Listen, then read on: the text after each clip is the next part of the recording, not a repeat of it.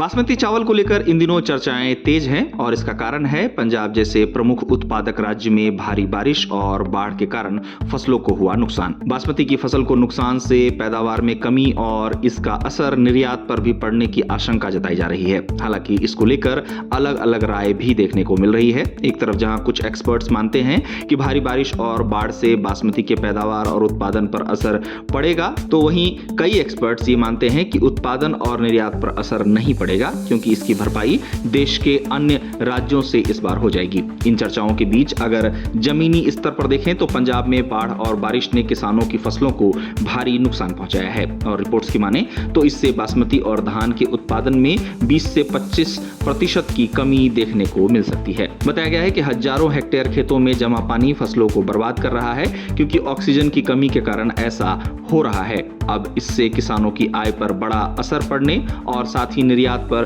असर पड़ने की संभावनाओं की चर्चा इन दिनों जोरों पर है। पंजाब में बासमती की फसल को हुए नुकसान को लेकर चल रही चर्चाओं के बीच कृषि विभाग ने कहा है कि इस बार पंजाब में 30.94 लाख हेक्टेयर में धान की बुआई देखने को मिली, जिसमें लगभग 25.19 लाख हेक्टेयर में एमएसपी वाली मोटे धान की किस्म और 5.75 लाख हेक्टेयर में बासमती की बुआई किसानों द्वारा की गई थी। अब बेमौसम बारिश और बाढ़ के चलते करीब 7 लाख हेक्टेयर खेत में जल जमाव से 2,02,094.701 हेक्टेयर खेती योग्य जमीन पर तैयार फसल पूरी तरह बर्बाद हो गई है। कृषि विशेषज्ञों ने पंजाब में भारी बारिश पर पैदावार को लेकर अपनी बात रखते हुए जानकारी दी है कि ऐसा होने से पैदावार प्रति एकड़ लगभग 20% कम हो सकती है और इतना ही नहीं, इससे गुणवत्ता और कटाई के समय भी प्रभावित हो सकने की संभावना है। विशेषज्ञों द्वारा पंजाब के उन क्षेत्रों में पैदावार अधिक प्रभावित होने की बात कही जा रही है जहां ज्यादा बारिश हुई है। गौरतलब है